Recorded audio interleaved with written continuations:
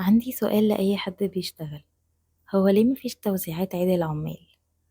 يعني مفيش مانع من هدية بسيطة لزمايلنا في الشغل من غير تكاليف كتير، تتقدم بشكل لطيف من شوية ورق ملون أو ورق سادة أو أي ورق موجود، حتى لو ورقة من ورق الشغل كتبنا فيها بس خلاص هتترمي. نقدر نعمل منها فكرة حلوة بخطوات مش هتاخد وقت خالص، وهنقدم فيها حاجة بسيطة قوي بس هتفرق كتير، هتبين احترام وهتبين تقدير وتخلي الجو هادي وكله سلام. مفيش مانع برضو من ورق كمان نعمل بيها كارت شيك قوي وبسيط عليه كلمتين حلوين للناس اللي اشتغلت بحب وإخلاص وأتقنوا شغلهم. أكيد يستاهلوا كلمة شكر تحسسهم بالتقدير وإن تعبهم ووجودهم فرق فعلا.